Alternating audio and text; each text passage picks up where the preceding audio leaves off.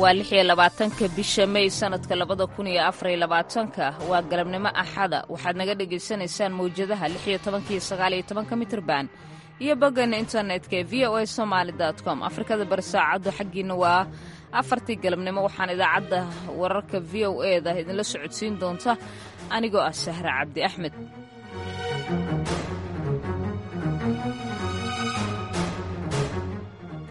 qodobada aad ku dhageysan doontaan idaacadeena galabta iyo wararka VOA-da waxaa ka mid ah waraysi ku saabsan doorashada taariikhiga ah ee toddobaadkan ka dhacaysa dalka Koonfur Afrika.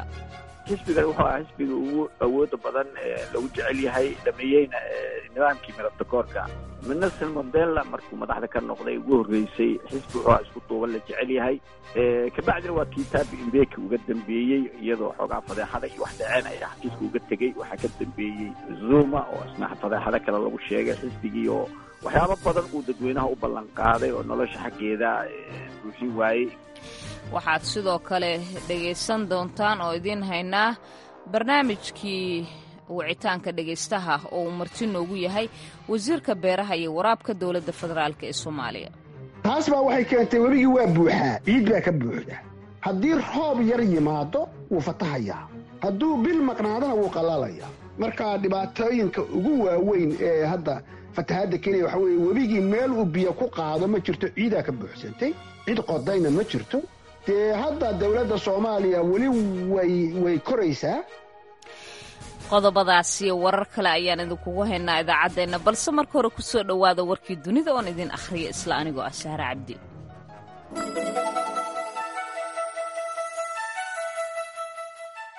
in ka badan 670 qof ayaa ku dhimatay dhulgo iyo dhoobadun ka dhacay Papua New Guinea sida ay sheegtay hay'adda socdaalka qaramada midoobay taasi oo hadda maanta ay sheegtay in dadaalada samata bixinta ay weli socdaan. warbaahinta dalka Koonfurta Pacific ee waqooyiga Australia ayaa horay u qiyaastay in dhulgo iyo jimcihii ay ku aasmeen in ka badan 300 oo qof. hay'adda socdaalka adduunka IOM ayaa goor sii horeysay hadda maanta ay sheegtay in 5 meed ah oo kali ah la soo saaray lagana helay burbur hoostiisa. hay'addu waxa ay qiyaastay in dhimashada dadku ay ku salaysay xog bixinta ay sameeyeen mas'uuliyiinta tuulada Yambali ee gobolka Egna kuwaas oo sheegay in ka badan 150 guri ay ku aasan yihiin dhulgo aasi jimcihii dhacay. Serhan Atokpark oo isagu ah madaxa ergada hay-adda Papua New Guinea ayaa waxa uu sheegay bayaan ay soo saareen kadib in ka badan 6 tuulo ay saameysay dhulgo-aasi ka dhacay gobolka Malotoka oo qiyaastii 600 kiiloomitir ama 370 mayl u jira caasimadda halkaasi sida ay sheegeen waaxda arrimaha dibadda iyo ganacsiga ee Australia.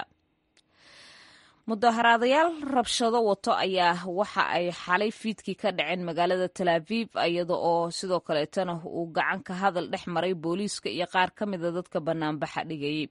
kumanaan qof ayaa isugu soo baxay Tel Aviv sabtidii xalayto xilli habeen ah si ay markaasi u dhigaan banaanbax ay uga soo horjeedaan xukuumadda isla markaasina ay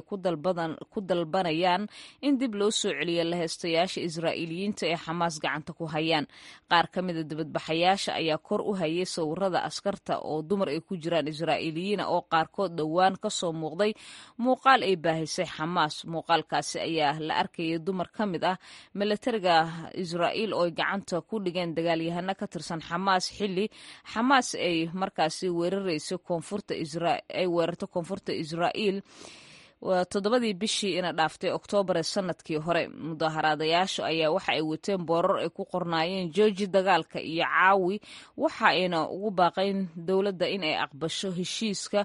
la isku dayo in tobanaan ka tirsan Israa'iiliyiinta gacanta ay ku hayaan Xamaas lagu soo daayo. dadka Israa'iiliyiinta ayaa si qoto dheer ugu kala qaybsan sida ra'iisul wasaare Netanyahu uu u maareeyay dagaalka ay xukuumaddiisa ku qaaday Gaza ee ay sheegtay in ay uga soo horjeedo Xamaas. saraakiisha militariga ah ee afgembiga kula wareegay awooddii waddanka Burkina Faso ayaa sheegay inay sii dayn doonaan xukunka dalkaasi 5 sano soo socota. go'aankaasi ayaa waxa uu ka soo baxay wadahadallo qaran oo looga tashanaya aayaha dalkaasi maalmahan sida ku cad xeer cusub oo uu soo saaray saxiixayna hogaamiyaha dalkaasi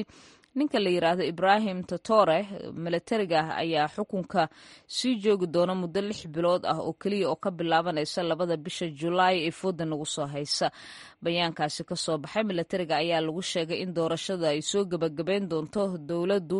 inay si ku meel gaar ah u qaban doonto ka hor inta aanan la gaarin waqtiga loogu talagalay ee xilli kordhinta ah kooxda afgembiga samaysay. Waa haddii xaaladda amnigu ay saamixi waayaan bay yiraahdeen sida haatan wax loo wado. Militariga ayaa awoodda dalkaasi dhaca galbeedka Afrika la wareegay talada sanadkii 2022 kadib markii ay ballan qaadeen in ay qaban doonaan doorasho bisha Julaay ee sanadkan si markaasi loogu soo celiyo awoodda dowlad rayid ah. Hase yeeshee waxa ay sheegeen in ammaanka uu siinayo tixgelin gaar ah oo koobaad in ay siiyaan muddadaasi kala wareejinta ah. ciidamada Israa'iil ayaa sabtidii shalay ahayd waxa ay xoojiyeen aan raahda iga raali ahada dhageystayaal duqeyn iyo sidoo kaleeto weeraro ay wadeen koonfurta iyo bartamaha Gaza iyadoo dhanka kaleetana ay soo baxayaan warar sheegaya in 10 dada kadib ay amba qaadi doonaan iyadoo ay sheegayaan in toddobaadkan ay amba qaadi doonaan wadahadalada lagu raadinayo xabajoojin ka dhaqan gasha marinka Gaza. Weeraradii ugu dambeeyay ay ciidamada Israa'iil ka fuliyeen Gaza shalay ilaa iyo xalita ayaa yimid kadib markii ay maxkamadda caalamiga ee cadaaladdu ay ku amartay Israa'iil inay si degdeg ah u joojiso duulaankeeda ay ku qaaday magaalada Rafah ee iyadu marinka Gaza ah. Israa'iil ayaa waxa ay ku adkeysanaysaa inay doonayso inay xididada u siibto dagaalyahanada Xamaas, gaar ahaan bay leeyihiin kuwa ku sugan Rafah, isla markaasina ay badbaadiyaan Israa'iiliyiinta ay Xamaas gacanta ku hayaan iyo kooxaha kale Falastiiniyiinta. Hase yeeshee weerarkeeda magaalada koonfureed ee Gaza ayaa dhaliyay qayladhaan caalami ah oo bulshada caalamku ay uga soo horjeesteen weerarada Rafah ku socda. Rafah waxa ay ku taallaa xadka Gaza uu la wadaaga Masar, waxa ayna ku nool in ka badan 100,000 oo qaxooti ah oo ka barakacay Gaza, inkastoo dhowaantan ay dib uga barakaceen ku dhowaad 900,000 oo dad ah. Waqooyiga Gaza oo ay mar kale ciidamada Israa'iil dhowaan dib u galeen kadib markii ay halkaasi dib uga soo laabteen dagaalyahanada Xamaas ayay saraakiisha caafimaadku ku sheegeen in duqeynta Israa'iil ee sabtidii ay ku dishay in ka badan 17 qof oo Falastiiniyiin ah. Israa'iil waxa ay sheegtay inay baarayso warka ku saabsan weerarka iskuulka. ilaha caafimaadka ee Falastiiniyiintuna waxa ay sheegeen in 24 saac la soo dhaafay ee ciidamada Israa'iil dileen in ka badan 45 qof oo Falastiiniyiin. Warkii dunidana dhageystayaal waa naga inta.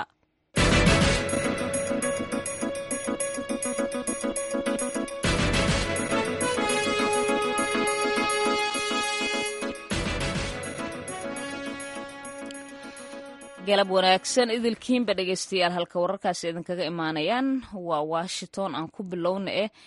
xisbiyada ku tartamaya doorashada guud ee Arbacada soo socota ka dhacaysa dalka Koonfur Afrika ayaa waxaa ku jira ama ay wadaan maalmihii ugu dambeeyay ololahooda doorashada iyada oo la filayo in xisbiga African National Congress ee ANC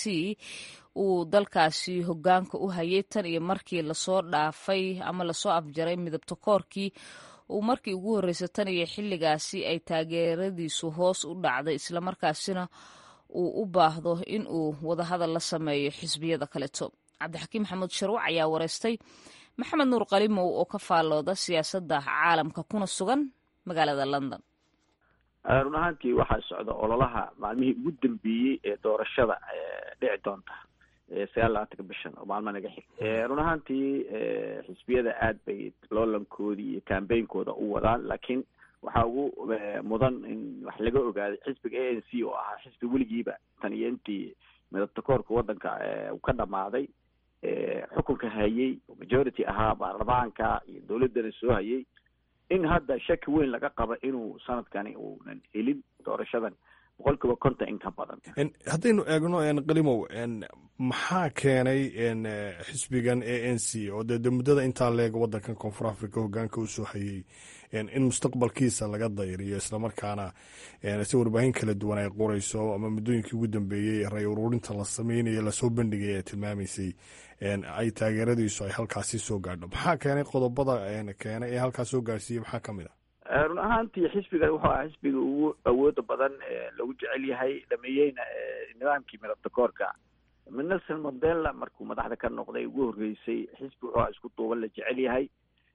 kabacdina waa tii Thabo Mbeki uga dambeeyey iyadoo xoogaa fadeexada iyo wax dhaceen ay xafiiska uga tegey. waxaa ka dambeeyey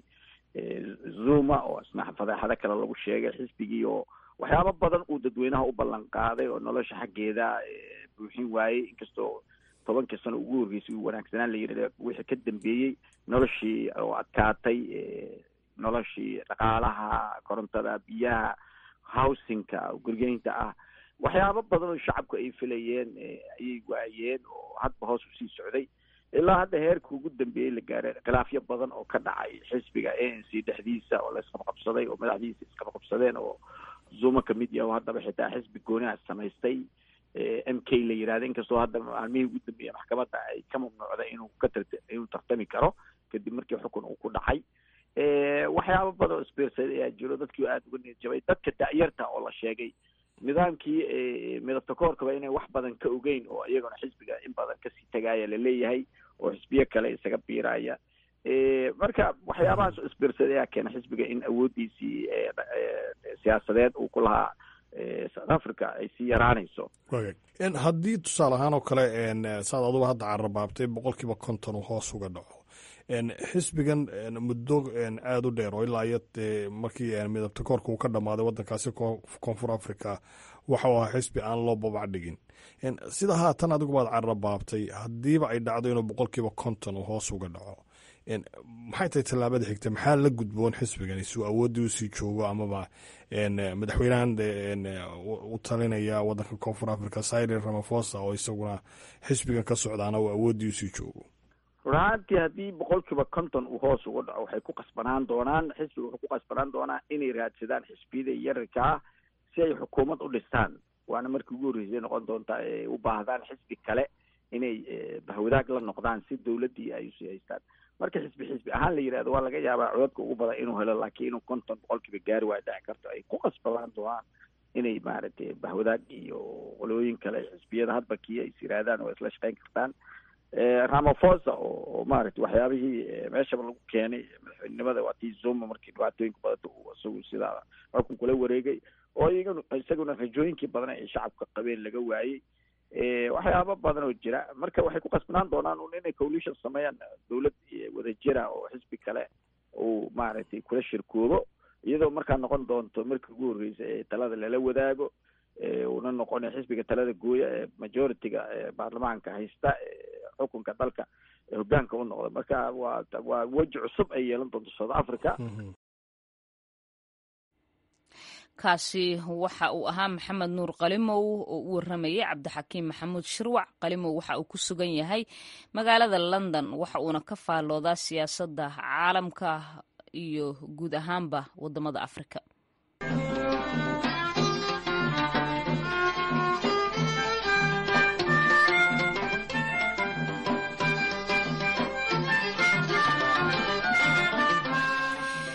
weli Washington ayaad nagala socotaan. markana dalka Canada, sanad walba bisha May marka la joogo waxaa waddanka Canada loo yaqaanaa bisha wacyigelinta xanuunka ku dhaca maskaxda. ujeedada ayaa lagu sheegay sidii dadka Canadianka ah loo bari lahaa saameynta xanuunada ku dhaca dhimirka iyo sidii loo yareyn lahaaba markaasi qarsashada xanuunkaasi iyada oo loo marayo wacyigelinta bulshada. Soomaalida degan dalkaasi qaarkood ayaa ka mid ah dadka qaba xanuunka ku dhaca dhimirka. haddaba wariyaha VOA-da ee dalka Canada Xuseen Nuur Xaaji ayaa khadka telefoonka magaalada Toronto waxa uu ku wareystay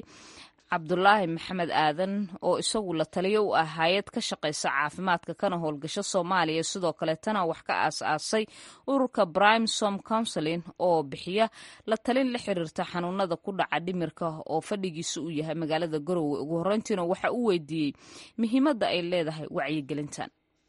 walaal Xuseen waa mahadsan tahay. muhiimadda ugu weyn laga leeyahay ama ay leedahay bisha May in loo aqoonsado wacyigelinta caafimaadka maskaxda waxa weeyaan in dadweynaha la baro maaragtay arrimaha la xiriira cudurrada dhimirka, sidoo kale in wacyigelinta kor loo qaado oo dadka wacyigelintooda kor loo qaado, iyo wacyigelintaas ku saabsan cilmi baarishada laga sameeyo caafimaadka maskaxda iyo daweynta, iyo sidoo kale in la yareeyo takoorka la yareeyo, isla markaana loo dabaaldego dadka maaragtay xanuunada dhimirka la ildaran oo kasoo bogsooday dadaaladii ay ku jireen hadday noqoto addictionka xanuunada kala duwan marka arrimahaas ayaa muhiimadda ugu weyn ee wacyigelinta bishan keenaysa in loo asteeyo waxaana la bilaabay in bishan May loo dabaaldego sanadkii 1949kii marka taas ayaa muhiimad u tahay muhiimadduna waa maaragtay wacyigelin ku saabsan dhammaan cudurradan iyo sida loogu daboobi karo iyo sida aan sheegayba arrimaha takoorka la xiriira waa tahay Cabdullaahi marka laga hadlayo Soomaalida bal ka waran heerka ay ka joogaan xanuunada ku dhaca dhimirka iyo heerka uu gaarsiisan yahay wacyigooda la xiriira arrinkan wala marka la eego dhibaatooyinka dalka ka dhacay ee dagaaladii sokeeye arrimaha la xiriira colaadaha arrimaha la xiriira bini'aadamtinimada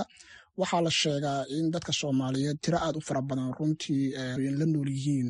caqabada la xiriira arrimaha caafimaadka maskaxda oo loo yiraahdo mental health challenges taas micnaheedu ma in dadka tirada leeg ay dad yihiin dad xanuunsan ama miir aan qabin laakiin micnaheedu waxa weeyaan dad la nool caqabadahaas la nool caqabada ugu weyn ee la nool yihiinna waxa weeyaan waxa la yiraahdo traumada oo ah runtii dhaawac soo gaara dhimirka oo dagaaladii iyo waxyaalihii dhacay oo laga dhaxlay xasuus xanuun leh sidoo kale dalka waxaa aad ugu baahsan waxa la yiraahdo muqaadaraadka ama substance abuse oo runtii markuu aad u badan yahay weliba dhalinyarada gaar ahaan dadka dagaalama iyo nolosha oo marka ayada laftigeeda aad u liidata oo dagaaladii laga dhaxlay marka wacyiga markay noqoto dhinaca wacyiga aad uma sareeyo marka la eego dadka si ugu baraarugsan yihiin arrimahan iyo dawooyinka la heli karo oo runtii iyo dhibaatada maaragtay wacyi la'aantana waxaa keenaya waxa weeyaan duruufaha dalka ka jira iyo prioritiska insa ka mid ahayn qudheedu arrimaha caafimaadka maskaxda la xiriira marka laga soo tago Canada sidoo kale Soomaaliya ayaad ka shaqaysaa maxay yihiin caqabadaha la soo gudboonaada Soomaalida ee la xiriira xanuunada dhimirka walaal waa mahadsan tahay caqabadaha marka la eego Soomaaliya sidaan sheegay dadku waxay ku nool yihiin duruufo aad u adag duruufahaasoo runtii ay u badan tahay dagaalada dowlad la'aanta iyo maaragtay adeega dhinaca dowliga oo aad u yar markay noqoto shaqa abuurka dadka marka waxay la nool yihiin waxa aan maaragtay afka qalaad lagu yiraahdo stress ama cumulative stress cadaadis joogto ah oo qofka maalin walba la nool yahay dhaawacyo soo gaara dhimirka marka caqabadaha jiro kale waxaa ka mid ah in wadanku uusan ka jirin system ama adeeg caafimaadka maskaxda ah iyo sidoo kale inuusan jirin fund ama maaragtay dhaqaalo loogu talagalay in dadka dhimirka qaba dawooyinkii iyo caafimaadkii wixii la xiriiray iyo faham la'aan guud ayaa ugu waaweyn caqabadaha sidoo kale waxaa ka mid ah in ay yar yihiin dadka xirfadleyda ah ee cilmiga caafimaadka maskaxda barta ee Soomaaliya ka shaqeeya oo ay laftigeedu waxa weeye caqabad kale oo jirta ugu dambeyntii maxaa la gudboon bulshada Soomaalida si la isaga kaashado wax ka qabashada xanuunada ku dhaca dhimirka walaal waxaan runtii arkaa marka aan eego shaqooyinkii aan ka qabanay Soomaaliya 4 sano hadda ilaa 5 sano aan ka shaqeynayay 4 sano barka waxa ugu weyn waxa weeyaan in dadku horta marka hore awareness ama maaragtay wacyigelin fiican la sameeyo waxyaalaha aan rabin halkan ka cadeeyo waxaa ka mid ah arrimaha la xiriira maanka caafimaadka maskaxda wuxuu saameeyaa dhan walba qofka noloshiisu saameeyaa wuxuu saameeyaa dareenkiisa qaabka uu fakaro iyo habdhaqankiisa waxyaalaha la xiriira dowlad la'aanta lack of trust iyo in dadku ay heshiin la'yihiin waxaa qayb ka laftiga traumadii waxyaalihii dhacay baa qayb ka ah marka waxaa muhiim ah dadku horta inay arrintan ku baraarugaan iyo saameynta ay nagu leedahay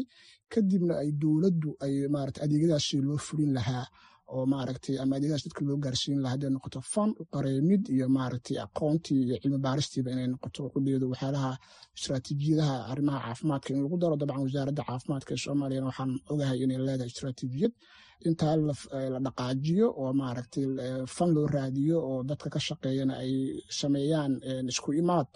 ay dadku ugu adeegayaan arrimaha la xiriira caafimaadka maanka iyo maaragtay xanuunada dhimirka ku dhacaba kaasi waxa uu ahaa Cabdulaahi Maxamed Aadan oo la taliyo u ah hay'ado ka shaqeeya caafimaadka kana howlgala Soomaaliya gaar ahaan xanuunada dhimirka ku dhaca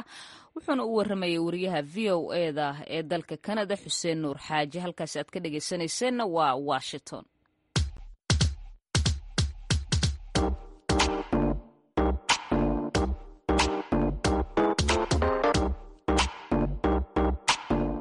idaacadda v o a waxaad si toos uga dhegaysan kartaa efemyada magaalooyinka geeska afrika. haddii aad joogto magaalada muqdisho waxaad v o a ka dhegaysan kartaa v o e da f m teda 9 iyo radio muqdisho f m teda 9.eber redio kulmiye f m ta 8 redio risala 102.2 hargeysa 88.eber v o a. haddii aad kismaayo joogto v o e da waxaad ka dhegaysan kartaa radio sooyaal f m 88.eber gobolka hiiraan weyn f m 90 megaherts redio baydhaba 89.5 f m. haddii aad joogto puntland v o a waxaad ka dhegaysan kartaa s b c radio boosaaso 89.9 f m qardho 89.9 f m isla mawjadahaasi waxaad ka dhegaysan kartaa waaciya iyo garowe. wajeer waxaad naga dhegaysan kartaa star f m 97.3 mandheera waxaad naga dhegaysan kartaan star f m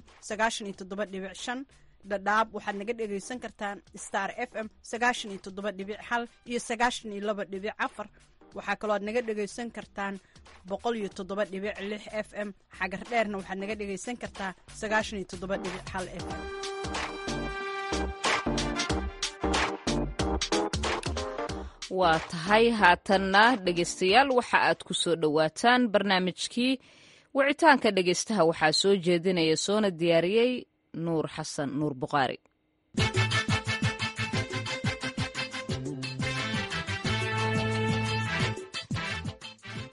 wax soo saarka beeraha ayaa ah mid ka mid ah tiirarka ugu waaweyn ee dhaqaalaha Soomaaliya. hase yeeshee sannadihii la soo dhaafay ayaa waxaa curyaamiyey wax soo saarka dalka colaado, abaaro iyo fatahaado soo noqnoqday. taasi waxay dhalisay in qaar badan oo ka mid ah beeralayda koonfurta iyo bartamaha Soomaaliya ay barakacayaal ku noqdaan magaalooyinka waaweyn ee dalka. haddaba toddobaadkan barnaamijka wicitaanka dhegaystaha waxaan ku eegi doonnaa xaaladda guud ee beeraha iyo beeralayda Soomaaliya ee xilligan. waxaa barnaamijka marti iigu ah wasiirka wasaaradda beeraha iyo waraabka dowladda federaalka ah ee Soomaaliya maxamed cabdi xayir maareeye.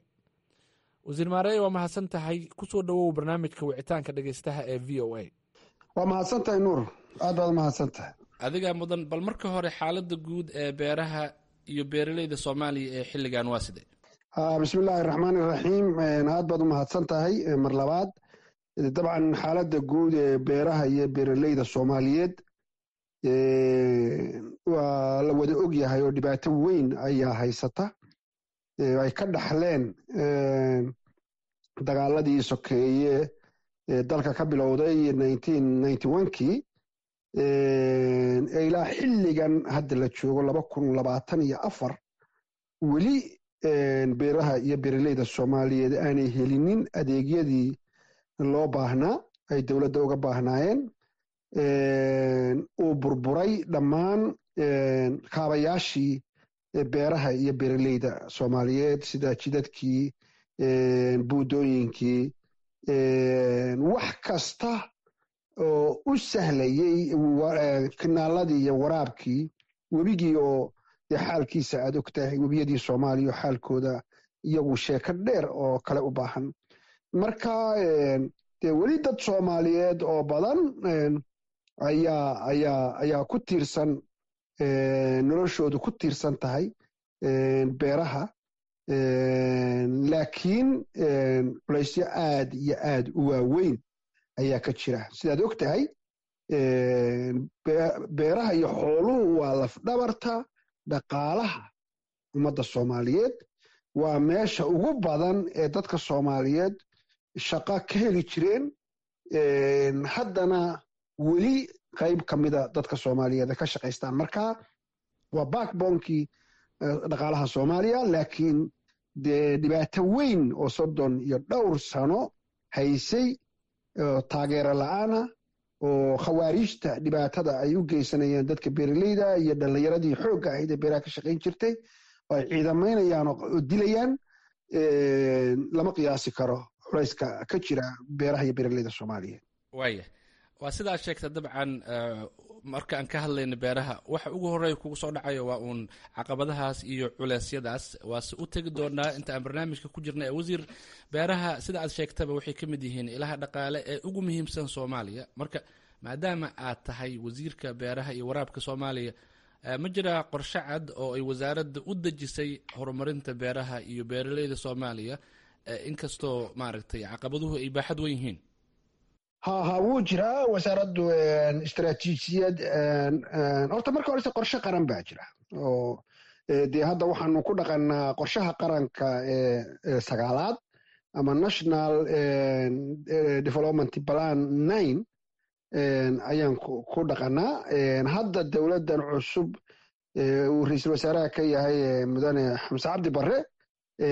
waxay keentay national transformation plan oo ah qorshaha isbeddelka qaranka oo ka weyn national development planki ka weyn ka saamayn badnaan doona qorshayaasha la dejiyey ka fiican yihiin oo ayaa la dejiyey. marka qorshaha qaranka wuu jiraa. qorshe wasaaraddu leedahay oo 5 years strategic plan ama 5 sano ee soo socota oo iyada kii hore wuxuu dhammaanayaa sida dowladda oo kale wuxuu dhammaanayaa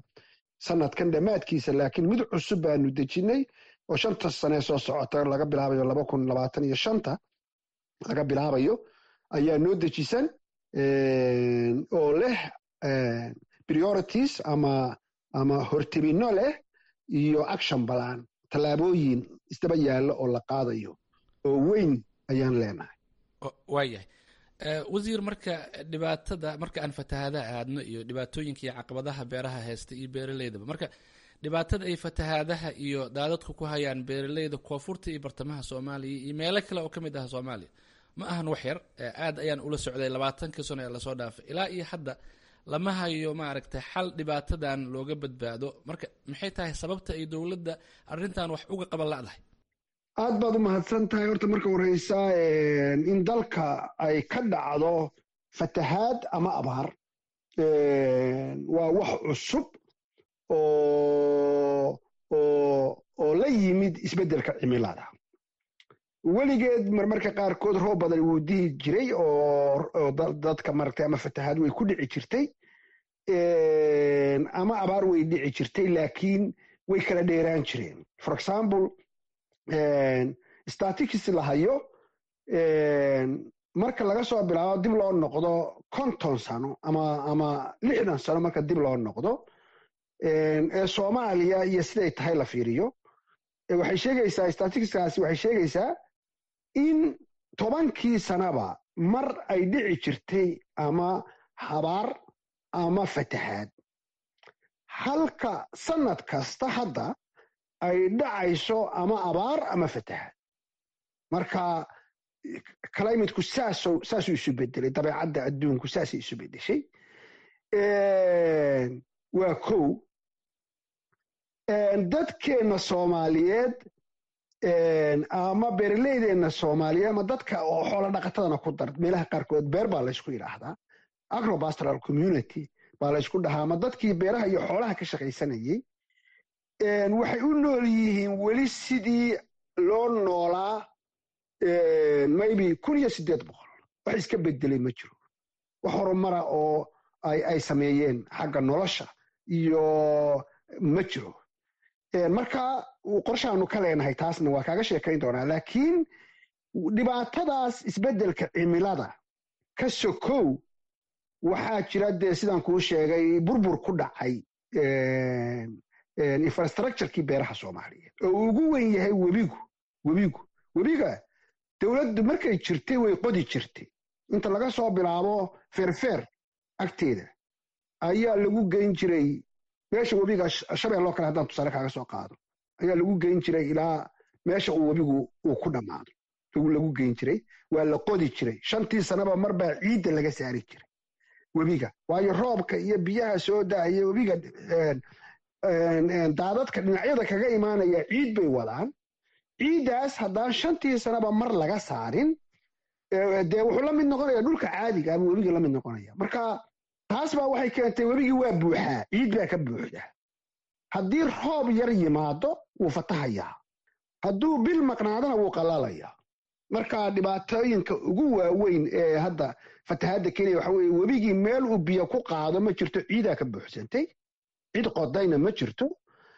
dee hadda dowladda soomaaliya weli way koraysaa laakiin cidday dootaba hala kaashatay haddaan kooxaha khawaariijta ah aanay diidaynin in dadkii loo adeego webigii inta meesha aan kuu sheegay laga soo qabto qodistiisa aan meesha ugu dambaysa ee marka la dhaafo gobolka shabeellada hoose la dhammeeyo meesha webiga shabeelle uu biyaha ku dhammayn jiray inta laga gaarayo la qodi jiray hadda lama qodi karayo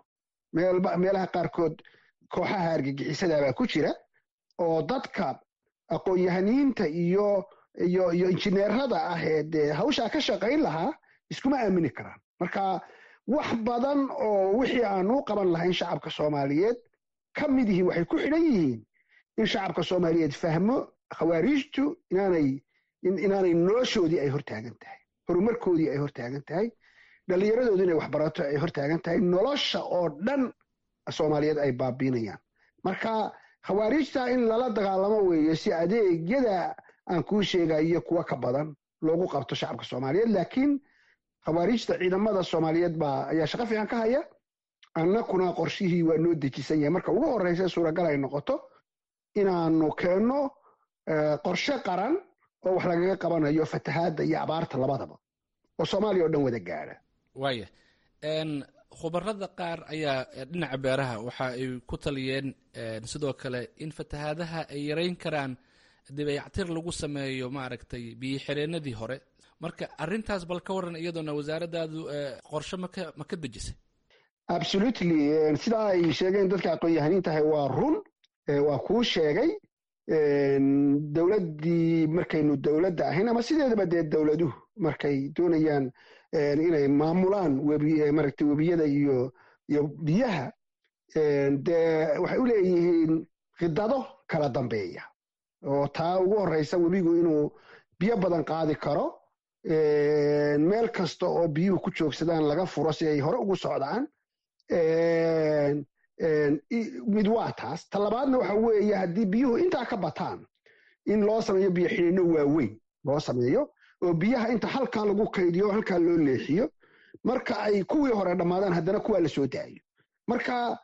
hadda 5 bisha juun waxaan tegi doonaa annaka iyo khuburo badan oo howlaha reservoga ama biyo xidheenada ku takhasusay iyo hay-ado na caawinaya waxaanu tegi doonaa mashruucii saabuni la dhihi jiray biyo xidheenkii ugu weynaa soomaaliya laga sameeyey halkaas oo ayaanu dib in loo dayactiro furi doonaa marka kaas iyo kuwo kale oo badan oo webiga oo dhan mar kasta oo biyo badani soo fuulaan ka dejin kara waa noo qorshaysan yihiin intaasoo keliya maaha soomaalidu maanta haddii qof wax u qabanayo waxay u baahan yihiin in biyaha loo celiyo celiyay soomaalidu u baahan yihiin sababtoo ah gobollada kale xataa webiyadu ay togagu maraan waxaad arkaysaa biyo xoog leh oo socda waad aragtay had iyo jeer hargeysa iyo berbere dhexdooda isagoo baabuur qaadaya waad aragtay toga burco toga garoowe sida uu socdo oo biyaha badda gelaya inta loo dhigo maaragtay buundooyin celiya meel celiya lagu leexiyo dooxooyin waaweyn oo hadhow looga aayo waayahay wasiir waa mahadsan tahay khadka igu jir dowrka dhegeystayaasha ayaan geli doonaa dhegeystaha ugu horreeya ayaan jeclahay inaan soo dhoweeyo magacayga waa maxamed ali baaqo waxaan jooga magaalada baydhabo waxaan jeclahay inaan weydiiyo wasiirka beeraha soomaaliya maxamed abdi xayir wasiir sida aad la socdo 100,000 oo ruux oo u badan beeraley sanadihii dhowaa meelo kala duwan oo dalka ah ka barakacayay ayaa xiriyooyinka barakaca lagu siiyaa bil waliba waa wax wanaagsan inay taageero helaan laakiin sida ay la tahay waa arin noloshooda lagu baabi'inayo sidoo kalena loogu diidayo inay dib ugu laabtaan tacabka beeraha iyo wax soo saarkooda marka welwel intee la eg ayay arintaasi idinku haysaa wasiir waad mahadsantihiin v o a aad iyo aad buu mahadsan yahay maxamed runtii su-aal iyo aad u munaasiba weeye adeer horta 30 sane lasoo dhaafay dalkeennan sida uu u burburayo degaan ahaan u burburayo dad ahaan u burburayo amni ahaan u burburayo infrastructure ahaan ama jidadkii iyo wixii la xidhiiday kanaaladii wixii inoo samaysnaa dhaqaalaheen iyo nolosheenna kabayay u burburayaa si xoog la weeye oo runtii nasiib darro dadka soomaaliyeed ku ah inaanay fahamsanayn oo weli ku mashquulsan yihin waxaan waxba tarayn iyo khilaaf iyo qabiil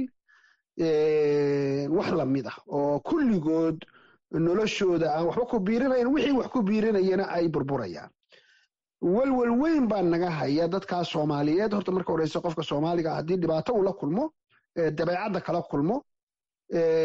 ama qadar ilaaho xagga ka yimido ama abaar ama falaadhis saas oo kale fatahaado in noloshooda la badbaadiyo waa mas-uuliyadda dowladda soomaaliyeed waa mas-uuliyadda qof kasta oo soomaaliya oo waxgarada weeye waanu aaminsannahay taas laakiin in dadkii xoolo dhaqatada iyo beeraleyda ahaa qaxooti laga dhigo ama xiryo qaxooti ay ku soo wada ururaan waxayna ku tahay kulligeen dhaawac kale oo sida haddaba diiftii dagaaladii sokeeye iyo dhaqaale xumadii dadka soomaaliyeed ku dhacday qof kastoo soomaaliya uga muuqato ina ku sii dheeraynaya taas ayay tahay marka dowladdu insha allahu tacaala waxay ka shaqayn doontaa sidii dadka soomaaliyeed noloshooda ula soo bixi lahaayeen gacman hoorsiga iyo baahida iyo tugsiga iyo nolol qof kale oo adiga kula mida ku xidhnaashaha sidii loo yarayn lahaa marka dadka beeraleyda iyo xoololeyda hadda waxa idbska meelaha la dhaho ku jira dadkii ugu qiimaha badnaa soomaaliya ee noloshoodana soo saari jiray dadka kale waxay cunaana soo saari jiray u badan yihiin waxaanu isku dayno doonaa qorshe qaran oo dib loogu celinayo degaanadoodii oo sidii ka quruxsan oo dowladdu daba socoto oo wax soo saar ay la soo baxayaan ilaa noloshoodii oo iskuulla loo dhisayo carruurtooda wax ku bartaan laakiin wax walba waxa kow kaa sidaan hore sheegay in khawaarijta iyo argagixisada laga ciribtiro soomaaliya marka taas waanu adeer aadna ugu baraarugsannahay waana arrin nasiib darro ah dowladduna qorshe weyn ka leedahay marka ay khawaarijta ka horeyso dalka waa hagaag dhegaysto kale ayaa wasiir doonaya in uu su-aashan ku weydiiyo magacaygu waa bashiir cadow waxaan joogaa nairobi waxaan jeclaan lahay inaan wasiir maarey weydiiyo wasiir waxaa aad ii xanuujiyo in dhowaanahan ay dalka ku soo bateen qudaar dibadda laga keeno oo dalkeenna laga iibiyo weliba ay ku jiraan noocyada ugu badan ee aan soo saarno sida muuska cambaha yaanyada iyo wixii la mid a sidee ayay wasaaraddaada uga falcelin kartaa halistan ku soo socota dalkeena bashiir waa mahadsan yahay horta marka horeysa waxaa jira qorshe wasaaraddu ay ugu tala gashay inay ku dhiirigeliso beeraleyda tirada yar ee weli ka shaqaynaya inay wax soo saar ka shaqeeyaan sidii loo dhiirigelin lahaa waad ogeyd maalmo dhoweyd inaan tegayey meelaha qudaartu iyo dalagyada beeruhu ka soo galaan magaalada muqdisho oo suuqa ugu weyn ee beeraleydu ku tiirsan tahay ah waxyaalaha aad sheegayso waxaa dhibaato weyn dadka soomaaliyeed ku haya baadda argagixisada ay beeraleyda baadayso waxaa dhibaato weyn ku haya in beerihii khudaartu ka soo baxaysay jidadkii u imaanaya xamar imaanayay ama suuqyada magaalooyinka waaweyn tegayey inay shabaabka u go-an yihiin oo ay lacag baada dadkii ka qaadayso oo ay beeraleyda ka kaxaysanayso dhallinyartii xoogga lahayd oo dagaallo iyo argagixiso iyo inuu isqarxiyo gelinayso halkaas waxaa ka timid marka inuu hoos u dhaco wax soo saarkii beeraha soomaaliya ama qofkii joogay janaale qofkii joogay buulo iyo golweyn qofkii joogay maybe dee jowhar oo 90 kilomitr xamar u jirto oo baabuurku hal sac ka yar uu ku imaan jiray inaanu soo gaarsiin karaynin khudaartii magaalada muqdisho oo kale suuquna had iyo jeer waa competition marka haddii xabadda cambaha ee ka imaanaysa buulo iyo golweyn ay ku imaanayso $1 waxaa dhici karta ta la soo dhoofiya inay ku timaado 60 cent 60 cent baa dhici karta yeelkeeda adduunka oo dhan wax qaaliya iyadoo dalkooda laga soo saarayo si u dhiirigeliyo ka joojiya waxa jaban ee bannaanka imaana marka taas mas-uuliyaddeeda weeye qiimuhu doonaha ku yimaado xamar ilaa uu $5 ku yimaado mas-uuliyadda aan wasaaradda anigu madaxa ka ahay waxa weeye inay ka joojiso kuwa bannaanka ka imaanaya wax kasta oo soomaaliya ka soo bixi karaya marka qorshahaasaan golaha wasiirada u wadnaa siyaasad baanu keeni doonaa lagu xoojinayo lagu dhiirigelinayo beeraleyda soomaaliyeed xataa siyaasadaanu wadno golaha wasiirada u wadno inkastoo aanan kasii wada hordhaco aana doonayn waxaa ku jira ciidamada qalabka sidaa inay beero yeeshaan ciidamada qalabka sidaa inay raashinkay cunayar uu noqdo kan dalka ciidamado keliya maaha hadda iskuullada laftigooda meelaha qaarkood qadooyin baa carruurta loo kariyaa marka inaanu waxa iyaga cunno tiro badanna ka soo saarno waxa bannaankana iska joojinno beeraleyda soomaaliyeed dhiiri gelino jidadka u furno waktiga nagu qaadanayso ma garanayo sababtoo ah waxaanan garanayn soomaali goortay caqliyaysanayso kulligeed oo waxaanay isku hayso intay iska dayso ay odhanayo kulligaan isku naf baynu nahay waa baabaanay dalkeennina wuu baaba'ayaa deegaankeenna wuu baaba'ayaa qabiilka aan iska dayno isjiidjiidka aan iska dayno aan midowno oo gacmaha isqabsanno argagixisadana aan iska xorayno taas bay wax waliba ku xidhan yihiin ninka dhallinyarada hooyada soomaaliyeed ee maqlaysa ayay taadu ku xidhan tahay